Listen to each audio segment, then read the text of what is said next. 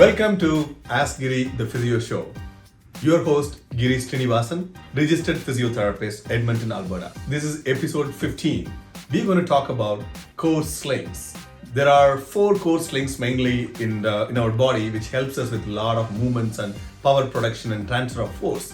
We're going to talk about that, then how it is helping us in our daily life and why it is important in our athletic and sports life, and how it is affected when you have a problem or how it is creating problem, and how the core slings are changing during pregnancy, and then how is the effect on that. So it's a long topic, or a big topic I should say. So that's why I divided this topic into 3 parts. So today we're going to talk about part 1. We're just going to talk about a couple of slings and exercises. Then part 2, we're going to split into another 2 slings and exercises. And part 3, we're going to talk about the SI joint and the pelvis and the pregnancy and all those things. So hope you enjoy this. If you really enjoy this, please like and share with your friends and family. And if you want to check out my other episodes, please visit physioshow.ca, and all our episodes are archived there. You can watch, you can share with your friends. Let's get right in. Core slings are anatomical slings. They are a little bit different from the myofascial meridian slings, which we'll talk about later. Basically, the muscles don't work alone. They work in couples, in slings, in loops, right? For example, the anterior oblique sling, which cuts from your external oblique muscle, internal oblique, and then connects to the fascia here, your abdominal fascia, then go into the opposite side inner thigh muscle, which your adductors. So that's your anterior oblique sling. So they kind of act in that fashion, the sling fashion, okay?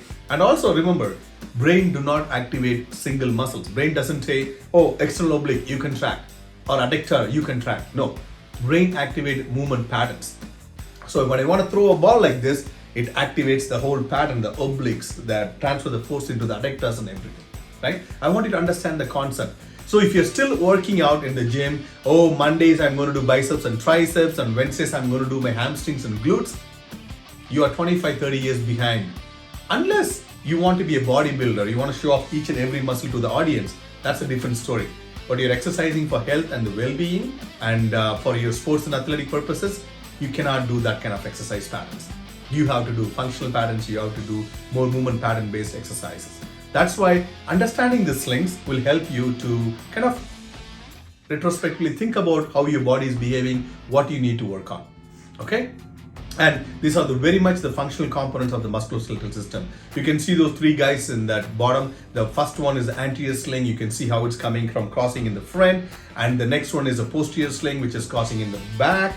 And also you have the deep longitudinal sling, which is coming in the middle. It goes all the way down to your legs. And also what you don't see there is the lateral sling, which comes kind of in that area right here. We'll talk everything in detail. So why slings are important? You have to remember a little bit about your core cylinder and how the slings are supporting the cylinder. Okay, imagine this is your cylinder right here. Imagine a pop can. Just put a pop can here. This is your pop can right here.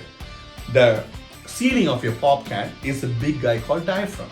Okay, a lot of us do not use our diaphragm properly for breathing.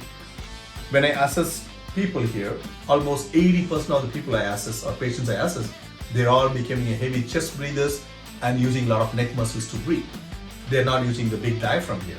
So that big muscle diaphragm, which has fantastic numerous attachment in your chest bone, in all your lower ribs, in your the mid back spine, the lower back spine. It's such a big dome. Imagine somebody sitting there and doing this for you, mobilizing your whole internal atmosphere, right? And we are not activating them very well. So your top is your diaphragm, the top of the pop can or the cylinder. The bottom of your cylinder or a pop can is your pelvic floor muscles, okay? And very important, you need to have a good integrity there. That can be compromised with so many things, especially in women with childbirth and all those things, right? Then comes your front of the pop can is your abdominal muscles, and your back of the pop can is all your spinal muscles there, okay? Imagine this cylinder. This cylinder cannot act alone. It is supported by multiple slings, sling mechanisms. The one sling is your anterior oblique sling coming from here like this, and then your posterior oblique sling, same thing like that in the back, from your latissimus dorsi on the right side to the gluteus maximus on this side, and from this latissimus dorsi to the gluteus on the other side. You cross in the front, now cross in the back, And then you also have the deep longitudinal sling, which is coming along the spine all the way and go into the glutes and go into that hamstring area and come all the way to your foot. That's your deep longitudinal sling. And another sling is your lateral sling, comes from your internal oblique and gluteus medius and the tensor fascia lata. That's your lateral sling. All these slings are keeping the cylinder in proper form and function. Without these slings working properly, your cylinder cannot function. Your cylinder cannot function means your thoracic pressure, abdominal pressure changes, and a lot of other problems comes. Your core stability is not there, your pelvic stability is not there, your hip stability is not there, you can't stand in single leg, you can't have a powerful throw, you can't have a powerful swing. You can't do that because your slings are not working and the cylinder is not maintained properly. Hope you understand that. And this is what, this strong cylinder, this strong sling mechanism is what you need for your powerful shots. Whether you are pitching or you're bowling in cricket or you're hitting in cricket or a golf swing or a baseball swing or even your javelin throw, everything you're using this sling mechanism. Again, it's not one muscle, it's a group of muscle connected through different facial system. You got to activate the whole system. So as I told you before, we have 4 important slings. We're going to talk about that first sling, anterior oblique sling or AOS, okay? The muscles which is connecting there are your external oblique, your internal oblique. They kind of blend in this area, kind of coming and connecting to the abdominal fascia here, and then coming to the opposite side, hip adductor muscles. Your hip adductor muscles are a big group of muscles. Okay, you got a bunch of muscles together in the inner thigh. Lot of times, because of our lifestyle habits, we don't sit on the floor, we don't use the floor that much. We sit on the chair most of the time. And because of that, your adductors are usually very tight and underactive. And I have a lot of patients who really good flexibility in other muscle groups, but not in the adductor muscle groups. Yeah, how many people can sit cross-legged on the floor? Have you tried sitting cross-legged on the floor? Try. Then you will know how good your flexibility in your adductor muscle groups. It's very important, the flexibility in the muscle group. So that is your anterior oblique sling. This is very important because this is the sling which helps in our walking and running, right? When you walk and run, you're using that sling all the time.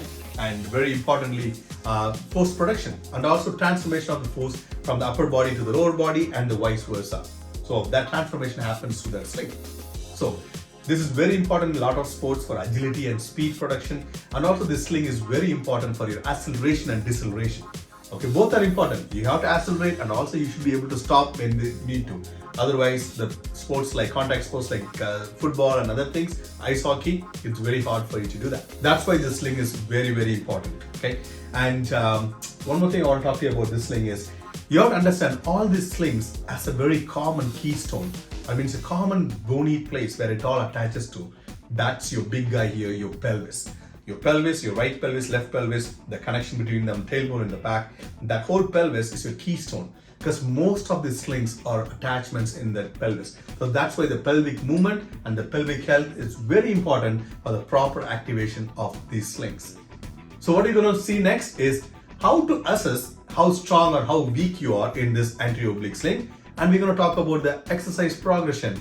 And there is a type of exercise anybody can do. Again, if you have any pre-existing conditions, please consult your physiotherapist or your physician before you start doing any of these exercises because these exercises can increase your pain if you're not properly doing it. Okay, let's get into that.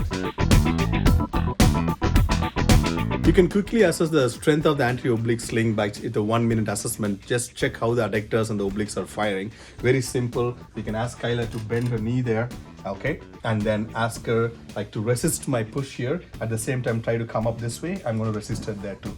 So basically, I'm checking her oblique and the adductor strength at the same time. Come on, let's go again. Try to come up. There you go. Good. She's pretty strong actually. Yeah, you got to check on both sides. You will see some asymmetries and weakness in some people as well, especially if their form closure is not really good and even the pregnancy, low back pain, all those areas, the one side sling, you will find it very weak. So then we're going to show you the exercises now how to get it stronger. Hey guys, we're going to see some exercise progression for the anterior core slings now. We're going to start with some basic dead bug positions to activate the anterior core slings. Then we're going to go with the progression of those things. This anterior oblique sling is very important for acceleration and deceleration in running and force production with a lot of rotations.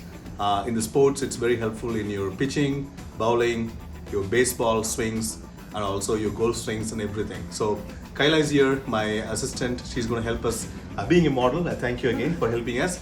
And we'll start with very basic anterior oblique sling exercise progression. Let's get into the dead bug position, Kayla. The anterior oblique sling, as you know already, it's part of your external oblique, your internal oblique, joined by your abdominal fascia going into the opposite adductor group. So basically being in this position statically, you're activating the oblique.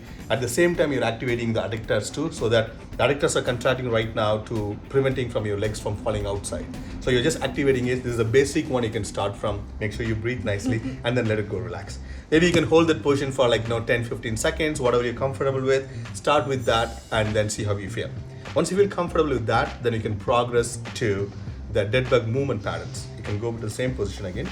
So in this, we're going to start moving alternate upper limb and the lower limb. Can you move your right and left? Little bit of activation here. Beautiful. Now the other side. Very good. Okay.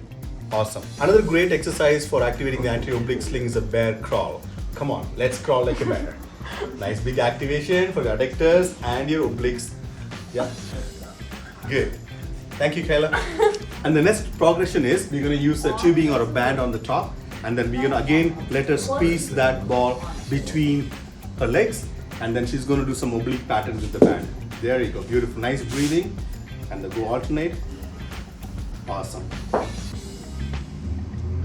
Good job. So you got the point activating the obliques and the adductors at the same time as well. So we saw the dead bug hold and then we saw the dead bug movements. Now we're going to do a different exercise to activate the anterior oblique sling. So we're going to use this small ball here. You can use a pillow at home if you want to. And I'm going to ask Kayla to squeeze that really hard as she can so that she can activate the adductor group here. Then we're going to activate the obliques. Okay? Kayla, if you can come up and touch your right elbow to your left knee. There you go. Beautiful. And go back. It's almost like an oblique crunch.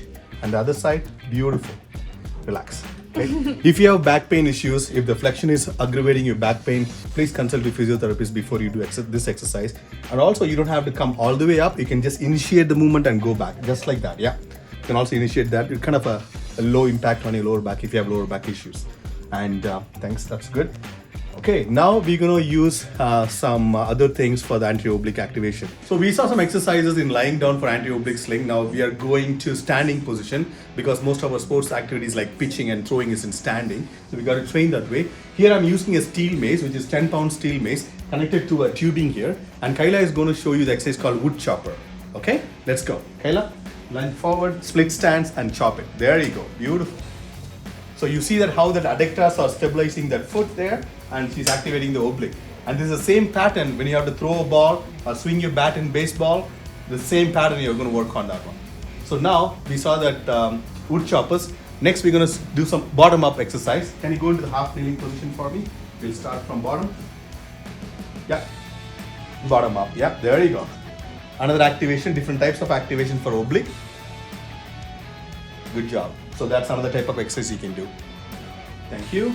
So if you don't have a steel mace, don't worry about it. You can just use the tubing to do that exercise as well. So the last couple of variations we're going to show you for the anterior oblique sling is the split stance push forward. Okay, try that. Good, beautiful. Come back in there. You can be as explosive as you want when you bring that one there. Get the rotation component going and that one stabilizing your adductors. Thank you, Kayla. And you can do that on both sides, about 10-15 reps as much as you want. So these are the exercise progressions for anterior oblique sling. There's a lot more other ones, but just we'll stop it there for the educational purposes. Posterior oblique sling muscles are mainly your latissimus dorsi connecting to the thoracolumbar fascia coming into the glutes on the other side. So the cross pattern in the back. So how to check how strong is your posterior oblique sling is? Very simple. Can you go onto your hands and knees for me, please? So what I'm checking here is how strong is this glutes and this latissimus dorsi. So what I'm going to do, I'm going to ask Kayla to lift this leg up backwards. Okay, I'm going to check this strength on her glutes, and also I'm going to ask her to bring this arm backwards. Yeah, there you go. See that right there. So I know how strong is her lat and her glutes. And let's do the other side now, Kayla. Good. Beautiful. There you go. Very simple way to check the posterior oblique sling strength. Now we're going to see what are the exercises we can do, how we can progress the exercises for the posterior oblique sling. Posterior oblique sling, as you know, it's your latissimus dorsi on this side connecting to the thoracolumbar fascia into the glutes on the other side. So we're going to activate that by doing a simple exercise called a bird dog. Okay, so we're going to straighten this arm up and then opposite leg up. There you go. And we're going to hold it there, make sure she's not twisting the pelvis too much. Good breathing, and then hold it there for about 10-15 seconds, whatever you can tolerate. You're activating this sling now. You can relax. Let's activate the other sling, the next one. This is the basic simple exercise they can do. If you're struggling with this, you can just start with the leg first and then you add the arm component after. It's all modifiable. You can relax now. Thank you. So from here, what you can do to progress is to add some ankle weights. You can use some ankle weights. You can tie into your ankle and tie into your wrist there, and you can do the same thing with some resistance. So that will be the next progression for that.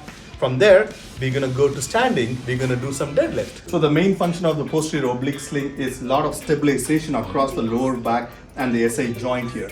Because of the way it's kind of structuring there, a lot of stability here depends on the posterior oblique sling. So standing single leg deadlift is a great exercise kind of. We have a 10-pound kettlebell here. Choose the weight based on what you can tolerate. You don't have to go really heavy. It's all about the form and activating the right muscles. Let's go for it. Single leg a little bit. Pick it up. Beautiful. There you go. She has a good form here. Hip activation, latissimus activation. Awesome. Great. Also, you can also do a little bit of modification is when you lift this leg, opposite side kettlebell, and you can retract it. So you're like activating the latissimus. Yeah. Grab with that hand. And then you can also come back. So yeah. And at the same time. Yeah, it's harder, isn't it? Yeah, let's try that again. On the same side. There you go. That's a little bit of modification there. That's for your posterior oblique sling. Thank you, Kayla. If you like this part 1 of this core sling video, please share with your friends and family. And do not miss the part 2 and part 3. Bye.